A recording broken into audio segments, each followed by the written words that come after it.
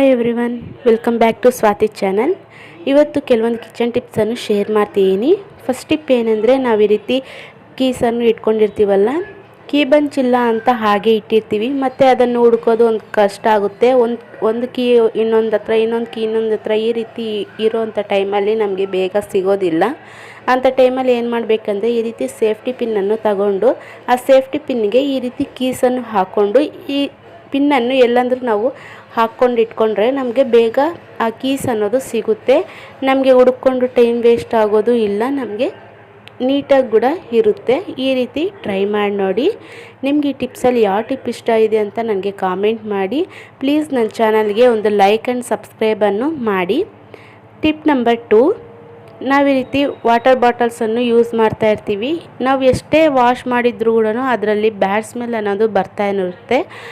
ಆ bad smell ಅನ್ನೋದು ಹೋಗಬೇಕಂದ್ರೆ ಈ ರೀತಿ ಜೀರಿಗೆಯನ್ನು ಸ್ವಲ್ಪ ಹಾಕಿಬಿಟ್ಟು ಒಂದು 5 ನಿಮಿಷ ಹಾಗೆ ಇಡಿ. ಮತ್ತು ನಾವು ವಾಶ್ ಮಾಡಿಕೊಂಡ್ರೆ ನಮಗೆ ಬ್ಯಾಡ್ ಸ್ಮೆಲ್ ಅನ್ನೋದು ಬರೋದಿಲ್ಲ, ತುಂಬ ಕ್ಲೀನಾಗೆ ಇರುತ್ತೆ. ಈ ರೀತಿ ಟ್ರೈ ಮಾಡಿ ನೋಡಿ.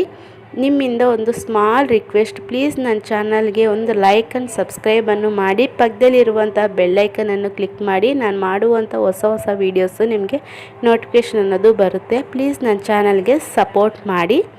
ಟಿಪ್ ನಂಬರ್ 3, ನಾವು ಈ ರೀತಿ ಬ್ಯಾಂಗಲ್ಸನ್ನು ಹಾಕ್ಕೊಂಡಿರ್ತೀವಿ. ಏನಾದರೂ ಕೆಲಸವನ್ನು ಮಾಡುವಂಥ ಟೈಮಲ್ಲಿ ಆ ಬ್ಯಾಂಗಲ್ ಮುಂದೆಗೆ ಹಿಂದೆಗೆ ಈ ರೀತಿ ಹೋಗ್ತಾ ಇರುತ್ತೆ. ನಮಗೆ ತುಂಬಾ ಡಿಸ್ಟರ್ಬೆನ್ಸ್ ಆಗುತ್ತೆ.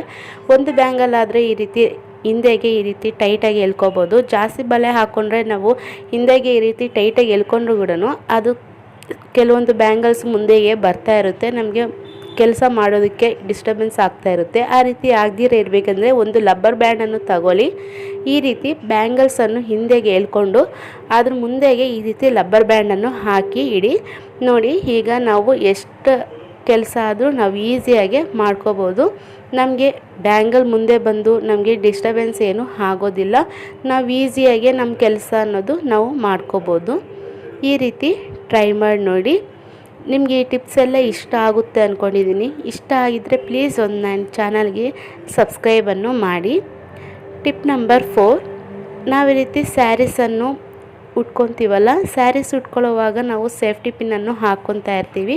ಆ ಸೇಫ್ಟಿ ಪಿನ್ನನ್ನು ಹಾಕ್ಕೊಳ್ಳೋವಂಥ ಟೈಮಲ್ಲಿ ಅದಕ್ಕೆ ಈ ರೀತಿ ಸೇರ್ಕೊಂಡ್ಬಿಟ್ಟು ನಮಗೆ ಸ್ಯಾರಿಗೆ ಬಿಚ್ಕೊಳ್ಳೋಕ್ಕೆ ತುಂಬಾ ಕಷ್ಟ ಆಗುತ್ತೆ. ಜೋರಾಗಿ ಎಳೆದ್ರೆ ಸ್ಯಾರಿ ಅರ್ಧೋಗೋ ಚಾನ್ಸಸ್ ಇರುತ್ತೆ. ಆ ರೀತಿ ಆಗದಿರ ಏನು ಮಾಡಬೇಕಂದ್ರೆ, ಆ ಸೇಫ್ಟಿ ಪಿನ್ಗೆ ಈ ರೀತಿ ಮಣಿ ಇರುತ್ತಲ್ಲ, ಆ ಮಣಿಯನ್ನು ಈ ರೀತಿ ಹಾಕ್ಕೊಳ್ಳಿ.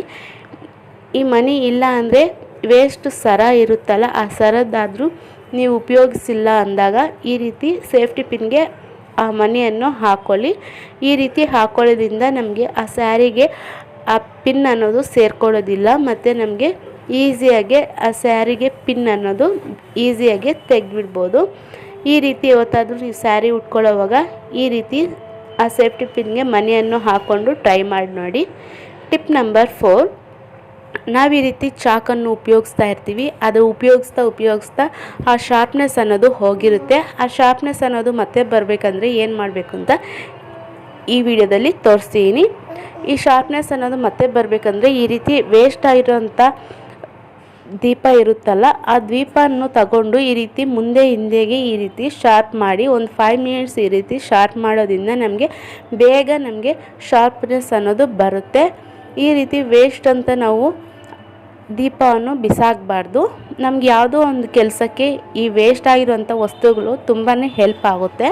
ಅದಕ್ಕೋಸ್ಕರ ನಾವು ಈ ವೇಸ್ಟ್ ಆಗಿರೋಂಥ ದೀಪಗಳನ್ನು ಬಿಸಾಕ್ದಿರ ಈ ರೀತಿ ಟ್ರೈ ಮಾಡಿ ನೋಡಿ. ಚಾಕು ಅನ್ನೋದು ತುಂಬಾ ಶಾರ್ಪ್ನೆಸ್ ಅನ್ನೋದು ಆಗಿದೆ.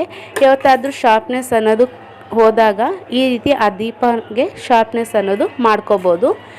ನಿಮಗೆ ಈ ವಿಡಿಯೋದಲ್ಲಿ ಎಲ್ಲ ಟಿಪ್ಸು ಇಷ್ಟ ಆಗಿದೆ ಅಂದ್ಕೊಂಡಿದ್ದೀನಿ. ಒಂದಾದರೂ ಯೂಸ್ ಆಗುತ್ತೆ ಅಂದರೆ ನನ್ನ ಚಾನಲ್ಗೆ ಸಬ್ಸ್ಕ್ರೈಬ್ ಮಾಡಿ. Thank you.